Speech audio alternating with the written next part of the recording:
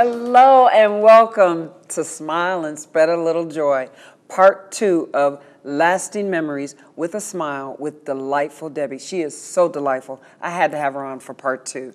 And of course, my co-host, Coconut, a rescue from the Pasadena Humane Society, released on August 1st. She was found walking around the Rose Bowl, probably looking for me, right? She became mine on August 4th, Obama's birthday. But anyway, 2014, and don't know when you're going to be watching this. But right now, for those of you who've tuned in for the first time, I'm Deborah Johnson, the Smile Lady. But we were all born to smile, and that's to leave this place better than we found it. And I want you to know this, that we help your child tap into their inner smile, find out what they are supposed to do, and nurture their smile. And I do that by having positive role models and mentors on the show to help guide and direct them. But without any further ado, I want to get to delightful Debbie and talk to her about what makes her smile and her time with Motown and all of this. Go to her Facebook page. Oh my goodness. You'll see everybody that she's with, okay? Delightful. Welcome back. Thank you. And you know what? I want you to really, I wanted to get into this before I forget. I want you to talk about your time with Motown, because I know you spent a little time with them. I did. Okay, and talk about that. Well, there were a lot of things at Motown that would make you smile. I guess one of the things that I laugh about all the time is at this point, at 39, my voice isn't what it used to be. And when I first went to Motown and I would page over the PA system, and I would say, Mr. Gordy, you have a call waiting. Mr. Gordy, you have a call waiting. And there would be people that would come and be peeking around the corner. Where did that voice come from? Who is that? Where did she come from? And it would be so funny, and I would sit there and laugh because I'd have all these people peeking around the corner. Oh my goodness. It was a fun time. I laugh about that because now that there's Facebook, so many people have found me on Facebook that I worked with 40-some years ago. Oh, I'm 39.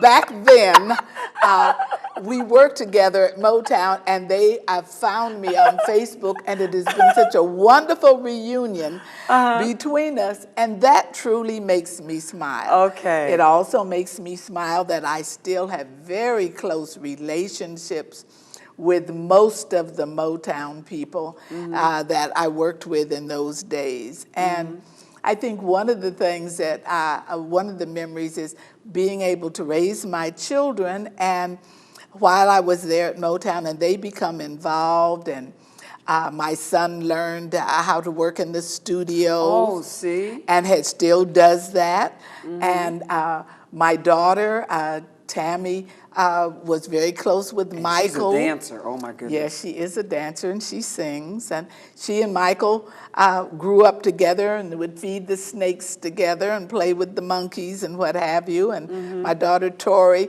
she and Janet played dolls together.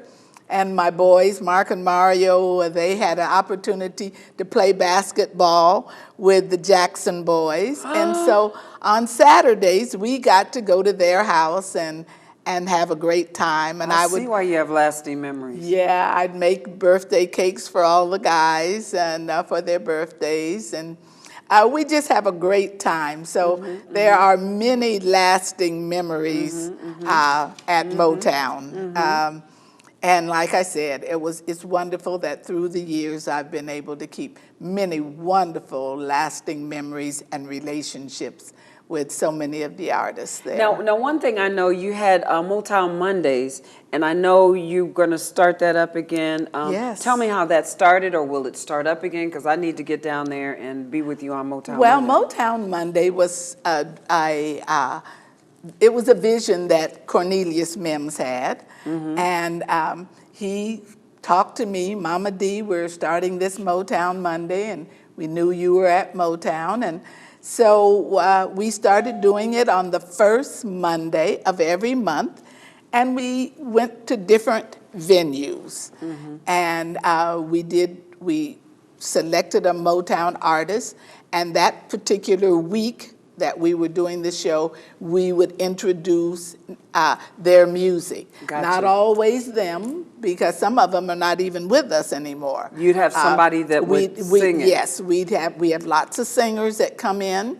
We have wonderful musicians. We have lots of people from Hollywood that drop by and just bless us with their talent. And it has been going on now for several months. And the past couple of months, we've been sort of quiet because Cornelius has been very busy and we needed a new venue. And so we're working on that. So within the next few weeks, we will be starting Motown Monday again. Okay, good, and good. Everyone keeps calling me on the phone, when are you going to have Motown Monday? So the first Monday of October, believe me, we will be up and running. So they will contact you. You can go on our Facebook pages. And it's called what, Home? Nope, our Facebook page would be mine, Deborah Ducray, or Cornelius Mims, and we'll have it up. Okay. And you can well, tell I know where it is. we got reconnected through the Jazz Zone and Perry's Joint on Tuesdays. Yes. Every Tuesday, what, Every at 5 Tuesday. Thursday? Yeah, At 5:30. 5:30. 5:30. Every Tuesday. And that's on Lincoln, right? Yes, Right. 4021 Lincoln, I believe. See? Yeah, there you go. Uh-huh. And so, Or is it 2041? well, whatever. Well, when you get to Perry's be Joint. 39, yeah, you know. And then on Thursdays, they have it at El Cabulan Cultural Center. Yes, On Thursdays. I was up there last So Thursday. yeah, they're keeping a lot of things going in the community, and you need to tune into that to see what makes you smile. And I know look, right here I have my mini iPad. I have my 5S. They've come out with a 6 already.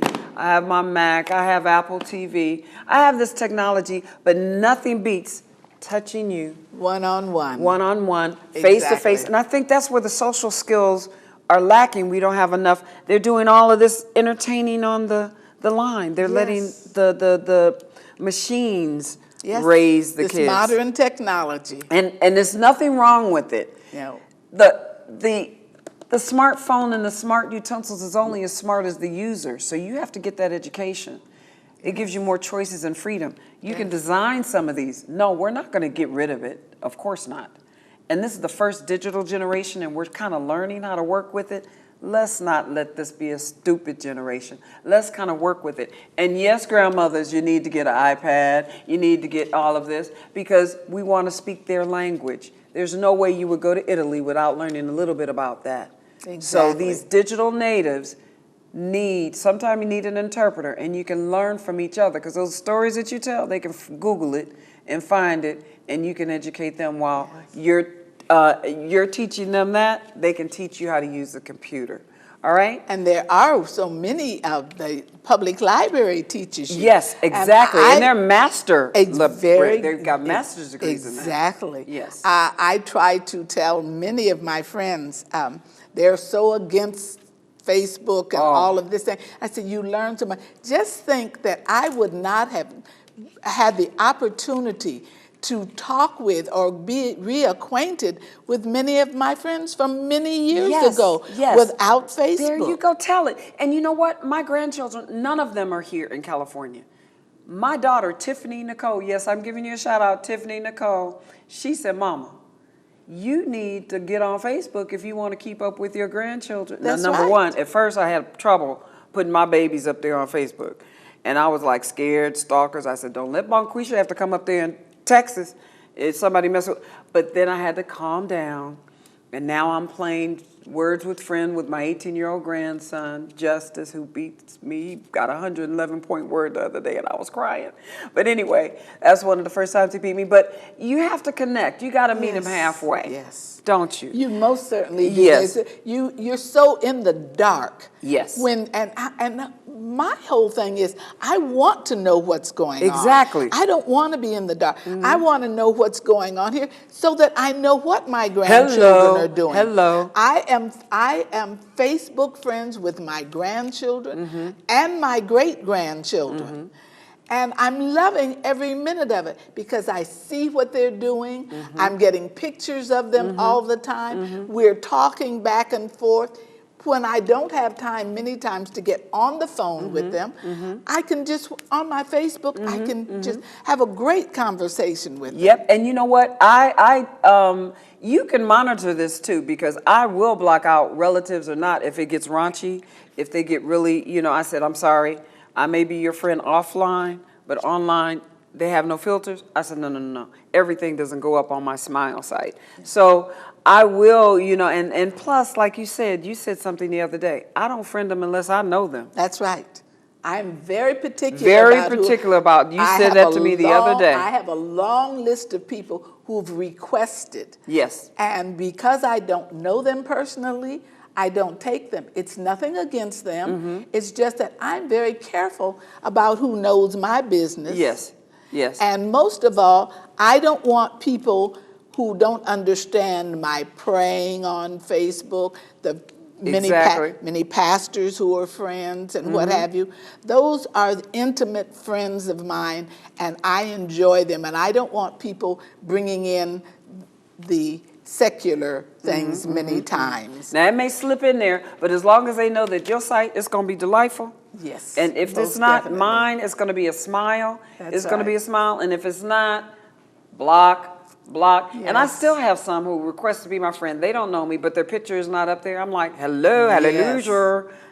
Well, I think one of the things that amazes me is how people get onto the social media and they are so in the dark about what's going on. They believe everything that's written. Oh, people can write letters. I get the biggest kick out of these letters that, oh, I'm stuck in Africa. I lost my wallet. Yes. Will you send me money?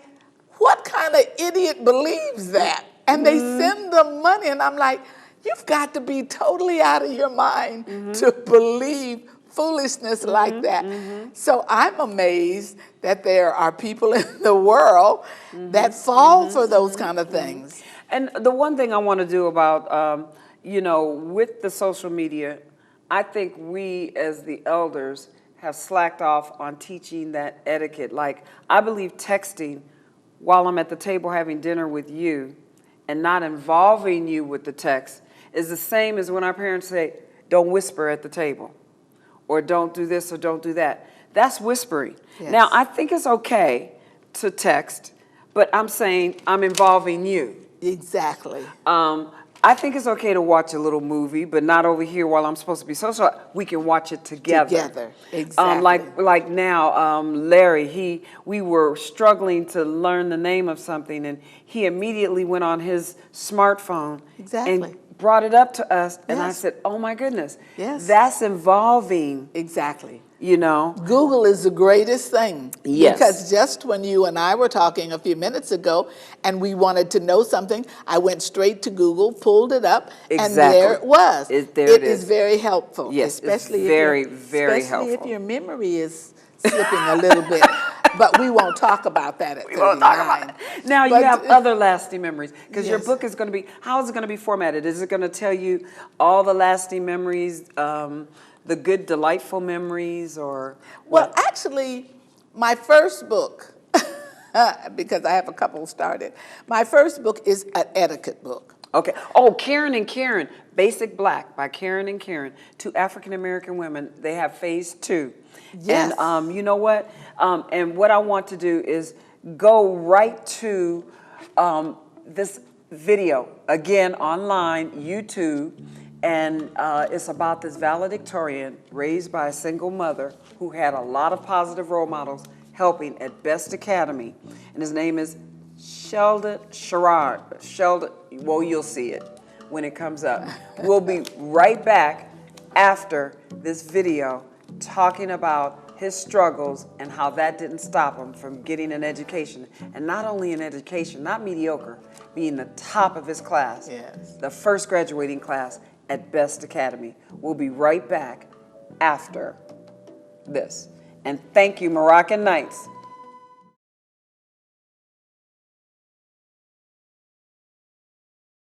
The legacy of Best Academy is a powerful story. A story that continues to unfold in ways that engage, surprise, and inspire. In the words of Maya Angelou, there is no greater agony than bearing an untold story inside you. And the story of Best, soon to be our alma mater, is similar to that of my own mother. She is young and often underestimated by those who fail to understand that even the young, endowed with the legacy of excellence, can take a stand in a place even before it has floors. As the young protagonist in this story, I struggled with the impact of poverty under the care of a single teenage mother in violent, drug-infested neighborhoods. The unstable relationship with my father was a constant. At the age of 10, I lost my uncle, who's like an older brother to the prison system. The next year, news that my father had been murdered devastated me. If my mother would have allowed statistics to write the rest of my story, I would not be here today.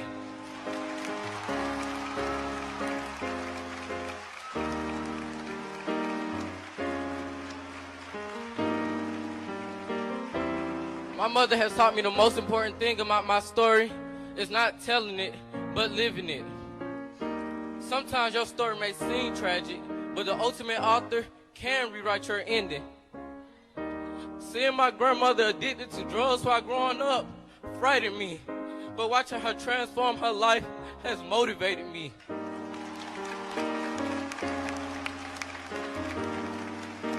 The 7th grade math teacher that told me I would never make it in life couldn't stop my success. I learned to deal with the antagonists. Even when they doubted me and didn't support me, they motivated me.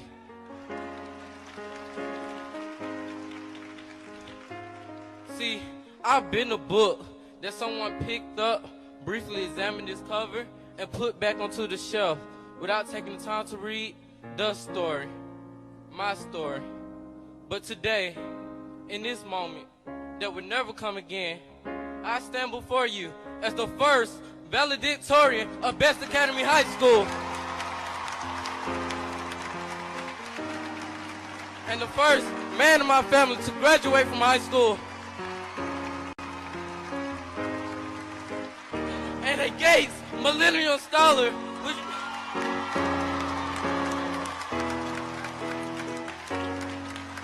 which means that my college education, both undergraduate and graduate, will be paid for. I am Sherrod McClendon. This is my story. These are our story. The legacy lives in us.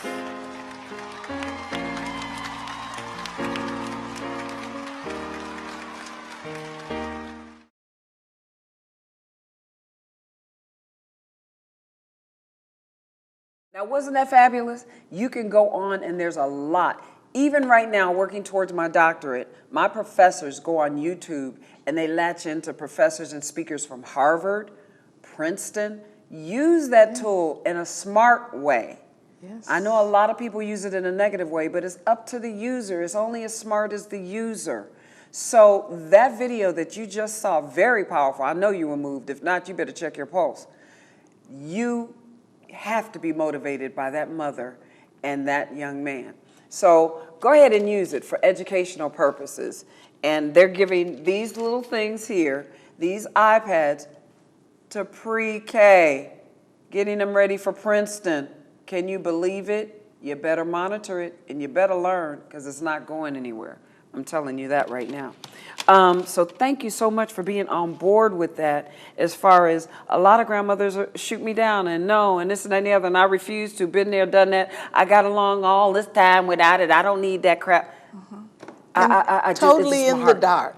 Oh, gosh. And that's why the world is in the fix it's in now, because so many people are walking around in the dark. We're to educate ourselves. Yes. We're to E get for involved. educate. We're to be a part of. I'm a part of my grandchildren's life. Exactly. And so why would I have them out there doing something? And you know what's really funny? That makes me smile. Okay. Sometimes I'm on my iPhone, and young girls or guys will walk by and they'll say, "Oh, look at her. She's got an iPhone. Oh, look at that old lady." And I just want to fall out laughing. I say, "Excuse me, who are you calling an old lady?" Wait a minute. They were, I'm learning this hashtag and the at side. Yes. Oh, that's. I'm just now learning. It's confusing. I haven't gotten I'm completely confused. there. I'm confused and asked Demario. I'm confused about a lot of stuff. Yeah, Upload, download, this and that and the other. I thought I did it, Demario. No, you didn't. You did this, but you didn't download. Yeah. I don't know what it is. You got, and he's going like, "Oh Lord, why did they give me this person?" I'm just telling you. But thank you so much, Demario. I know they had to give somebody with a lot of patience to me, but once I get it, I'm going to be training here. Mark my word. Mark it. Once I get it, I got it. Yeah. So you, with that, like you say, old lady, it's only, girl, I'm running with you. I am not an old lady. You are not. Most definitely There is not. no way. And there's no way I'm going to be in the dark. Yeah. Go to YouTube and watch a dance on Happy. Watch. Happy. Happy. Is that one of your songs, huh? That's my favorite. Right That's one of now. your favorite. I mean, Wait. you know, in that genre. Okay, in that genre. Yeah. that You know what? genre. Go ahead. Keep on talking. I am a jazz fan. You know that. In that one. And- But that goes with your name, Delightful Debbie. Yeah, well, whatever, you know. The music is my heart. love. I love the music. After the radio show, even before I went to Motown, I was blessed to have a job. Again, the phone company sent me to United Artists Records, where I worked for 3 producers. What? And it was so wonderful. So many of them have gone on because that was a little while ago. But it was such a blessing. It might seem crazy what I'm about to say. Okay, we had to get a little bit of it. Get that shoulder. Okay, let's go to the 3 producers. I'm sorry, I had to do that. You know, because I'm Smile Lady and this is Delightful. We had to have a happy song. Oh, Lordy, Lordy, Lordy. I will dance. Okay, that's it. As soon as I hear it, See her on YouTube. Dance. She's dancing to Happy. Trust me, she's beautiful. But go ahead. But I've just always been, there's always been music. When I left Motown, I went to Chicago. And I thought, oh my goodness, this is wonderful. I'm here in Chicago.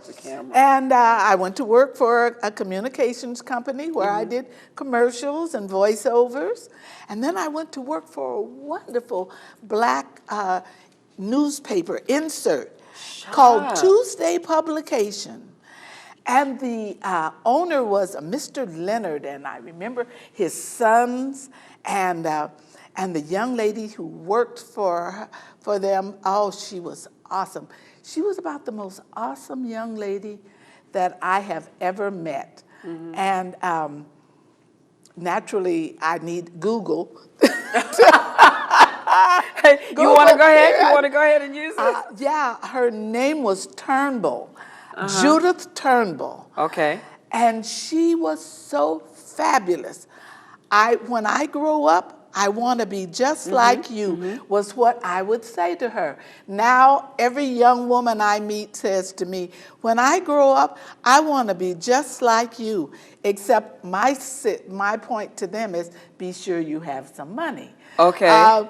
You don't want to grow up and be like me and be poor.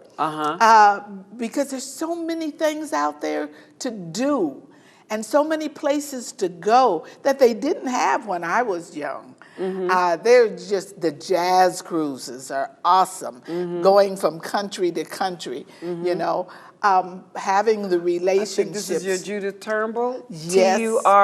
Turnbull? Yes. That's it? And she, I don't even know if she's with us today. This was many years ago. But she was just my hero or shero. I thought she was not only beautiful, but she was classy, she had integrity. She was everything that a young lady should be. And I believe her husband was an attorney. I first met her when I was with Jesse Jackson. I had gone to Chicago with the Jacksons, the Supremes, and the Temptations to Jesse Jackson's summer program. I forgot the name of it now that he used to have. But moving on through things that make me smile, I think the biggest smile that I ever had or got or received that I still carry is there was a producer at Motown, and I met him, and he started having a Bible study. Oh, good. And, what was it? Do you remember his name? Oh, certainly. He was my best friend. He passed away a couple of years ago, but his name was Pastor Frank Wilson. Frank Wilson. Yes. Oh, yeah. Oh, Frank and Bunny Wilson? Yes. Oh, I knew Frank. We're going to have to Yes. talk. Now, I want you to give some brief words of wisdom before the time gets away in your camera. Some brief words for any elder or anybody to latch on to, Delightful. Right into your camera. The first thing is learning the word, and the word says, do unto others as you wish them to do unto you. Yes. And I think that learning that was the greatest thing in my life, because we have so many people now who have no respect for their enemies or their friends. They have no respect for the President of the United States. That's it. And the Bible clearly states that you give honor to those in authority. That's it. That's it. So for us not to give honor to those in authority is to go against the word of Yes, God. exactly. And there's just so many scriptures. Again, I go back to delight yourself in the Lord, and he will grant you the desires of your heart. And you know So- what? That's a good one to leave us on. I'm going to allow Bonquisha to close with the words of wisdom, and I'm going to thank my brother, the opening song, Never Give Up, James Johnson, and Moroccan Nights by Mandrel, and the close, When You Smile. I want you to learn how to smile. Share your smile, and we're going to leave you with that. I know now we're going to have to do a part 3 at some other time, but Delightful has been delightful. I'm learning a lot, and we're going to be together at Perry's Joint Tuesdays, 5:30, and Thursdays, Jazz Zone at Alkebulon. So thanks for smiling, and you have been so delightful. That's why you're there. This is so Hi, I'm Bonquisha, the Smile Lady's twin sister. And my words of wisdom for you today is to follow your heart and to really drop your pride, and if you need help, ask for it. Sometimes we think we can do it alone, but no man is an island. And it's not showing weakness to ask for help, actually. That's showing wisdom and strength. You don't have to do it alone. Because I'm pretty sure that what you're going through, somebody else has gone through it. And they can walk you through it, hug you through it, talk you through it. It's better than just being alone and being miserable. So I know if you don't have a person to talk to, call me. You can reach me through smilelady.org, my sister, or you can email smileladyjoy@gmail.com. She'll get it to me. All right. Thank you for smiling. And again, it's okay to ask for help. It's wise.